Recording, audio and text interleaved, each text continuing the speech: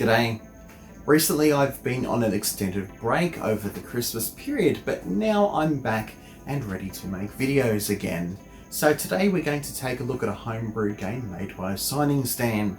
This one is called Star Cadre, and it's basically a squad tactical game that's turn-based. It's pretty interesting, so let's take a look.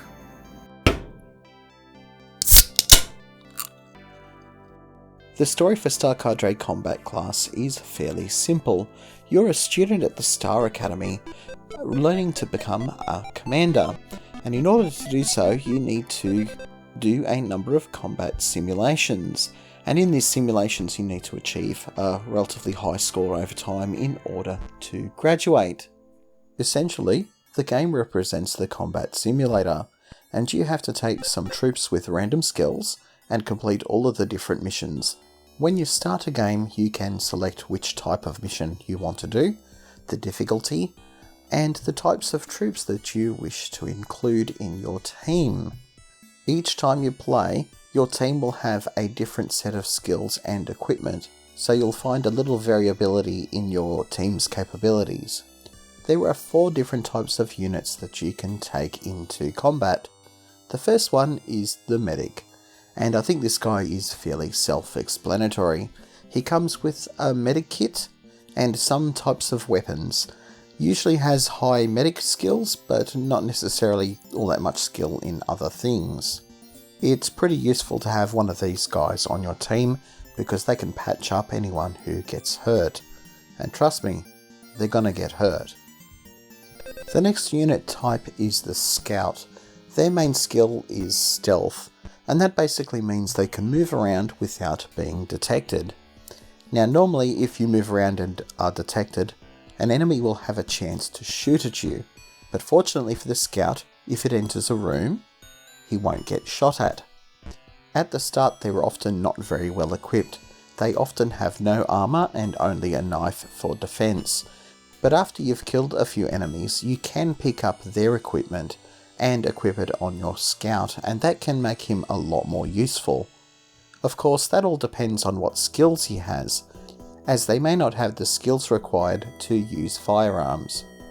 Whilst the scout is not very strong offensively, it is a useful unit to have around as you can enter a room without getting shot at. The next unit type is known as the auxiliary. These units are used for combat support and are armed with a laser pistol. Sometimes these guys also have armour, such as helmets or body armour, which makes them quite a bit tougher. The laser pistol is a useful weapon to have because you can use it at a longer range, but also at point blank, which you can't do with the next guy, the soldier, which I'll talk about in a moment. The auxiliary is a useful unit to have around because often they have other skills which are useful as well. So if you can find the appropriate equipment in the mission area, either on a fallen enemy or in a crate, you can actually expand his abilities. Finally, the last unit type that you can have is known as a soldier. He is the guy with the heavy armour, so he has both a helmet and body armour, but he also carries a laser rifle, which is a long-range weapon that requires 2 hands. The laser rifle is a powerful weapon, but it can't be fired at close range, so melee units can be a problem for the soldier.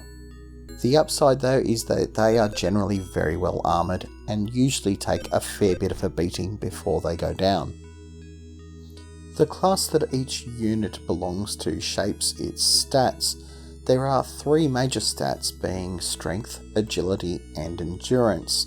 These shape how many hit points and how many action points each unit will have. The health points are fairly self-explanatory, and the action points basically are how many things that you can do per turn, with different actions taking up different amounts of action points. Of course, in order for your unit to take an action, it must have the required skill. Each unit will have 4 skills, with a number next to it to indicate how skilled they are. The skills themselves are randomized each time you play, as are the other stats. although you will find the unit class shapes these stats and skills quite a lot. For instance, the medic always has a fairly high medical skill. Of course, now that you have a team, you have to have a goal for them to accomplish, and in Star Cadre Combat class, there are 6 different mission types that you can have. You can select a specific one of the 6 or get a random one if you wish. The first mission type is fairly simple, it's just assassination. There is one particular bad guy who you have to make sure that you kill. You have to make sure that they're actually dead and not just unconscious. The second mission type is fairly similar, it's called Annihilation, and the goal there is to kill as many of the enemies as possible. Your scoring is reflected by how many enemies you kill. Technically you could kill just one bad guy, but you would get a fairly low score if you did that. The next 4 mission types are a little bit more complex, the first one being Hostage. This basically means you have to go and find an individual hostage named in the briefing and rescue them from the bad guys. You have to approach them and free them before they are able to move, but once they are able to move, you can arm them with weapons and fight your way back out of the level. Rescue is very much like Hostage, but instead of having just one person to save, there are several. You can technically complete this mission by only saving one hostage, but you get a poor score if you don't rescue everyone. The next mission type, Retrieval, is focused on retrieving a single data card. This data card could be located on a bad guy that you have to kill and pick it up out of his dead body, or you may find it in a cabinet somewhere around the level. The last mission type, Gathering, is a variation on that, where there are multiple data cards that you have to pick up.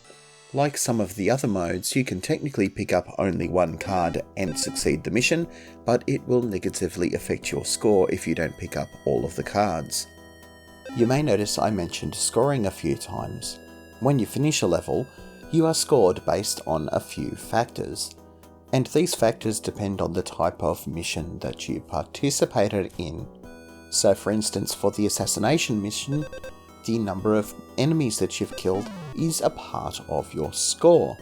But say for the hostage mission, the number of hostages saved is a part of your score, and not the number of enemies killed. Whether you win or lose your mission, you will get a summary at the end of the game to tell you how you fared.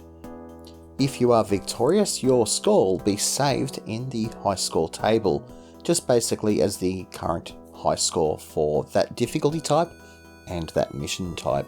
So there is a little bit of incentive to do as well as you can, although I'm not sure if there's any reward for getting a high score for all of the mission types and difficulties. So that's all the basic mechanics for Star Cadre Combat class. Overall, I think it's a pretty good game. The mechanics of the game are simple enough to understand fairly well, but also deep enough that there's some complexity to the strategy. As usual, Signing Stand has done a brilliant job with the CGA graphics and the PC speaker sound, although the PC speaker sound is very simple. For the controls, I'd recommend that you learn to use all the shortcut keys, as that makes this game so much more playable than using the menu system. As good as things are, I think there are a few things that could be improved.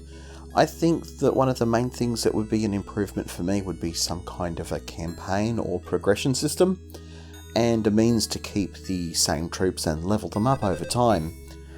I realise that this probably would be a complex thing to do, but I think it adds quite a lot to the experience of a game like this. I do understand why it was left out though. It would be a lot of work to create a campaign, as that's not something that you can generally create procedurally, and it does add extra work to balancing the game and making sure that the learning curve as the game progresses works well. The extra resources required for such an expansion could also be a problem. You have to remember a lot of XTs and early IBM PCs only had something like 256k of memory, so fitting it in on those machines could be a problem. As it is, the game still plays really well, it's just that it fills a different niche than it would if it had a campaign. It very much suits shorter play sessions, which I think actually suits a lot more people these days. Anyhow, that's pretty much all I have left to say about Star Cadre Combat class. I'll leave some links in the description below if you want to find the game and download it. I'd like to thank Signing Stand for including me as a beta tester in this particular game. Thanks for watching, and I'll catch you next time.